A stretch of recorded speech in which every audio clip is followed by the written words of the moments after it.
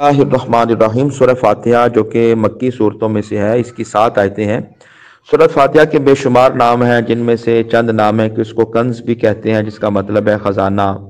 وافیہ بھی کہتے ہیں کہ مطلب یہ کہ یہ آپ کے لیے ہر کام کے لیے، جس کام کے لیے بھی پڑھو گے اللہ تعالیٰ اس کام کو پورا کر دے گا۔ سورہ شفا بھی کہتے ہیں کہ اس میں اللہ تعالیٰ نے شفا رکھی ہے۔ بعض روایات کا یہ مفہوم بھی ہے کہ پیارے آقا مولا صلی اللہ تعالیٰ علیہ وآلہ وسلم نے فرمایا کہ اس میں اللہ تعالیٰ نے بیماریوں کی شفا رکھی ہے۔ اور بخاری شریف کے اندر بھی حدیث پاک ہے، صحابہ کرام ایک سفر میں گئے، رستے میں ایک قبیلہ تھا، قبیلے کے سردار کو سانپ نے ڈس لیا۔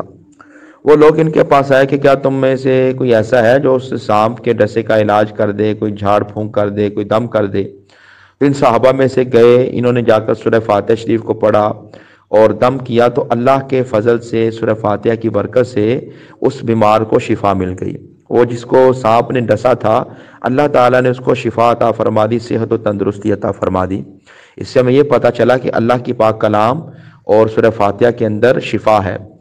اسی طرح جس طرح آج کے دور میں بیماریاں ہیں، پریشانیاں ہیں، ہم لوگ ڈاکٹرز وغیرہ سے اپنی دوائیں لیتے ہیں،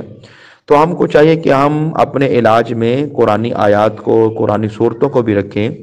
کہ اللہ تعالیٰ اس کے طفیل شفا عطا فرماتا ہے۔ اگر ہم لوگ اپنے کسی بھی بیمار کے لیے ڈاکٹر سے دوائی لے رہے ہیں، ساتھ ہم یکسوئی کے ساتھ، دل جمی کے ساتھ اگر اول آخر درود پاک پڑھیں، اس کے بعد سورہ فاتحہ کو 21 مرتبہ پڑھ کر پانی پر دم کریں، اپنے مریض کو پلائیں، اللہ کی بارگاہ میں یقین کامل ہے کہ اللہ تعالیٰ اس مریض کو بہت جلد صحت و تندرستی عطا فرما دے گا۔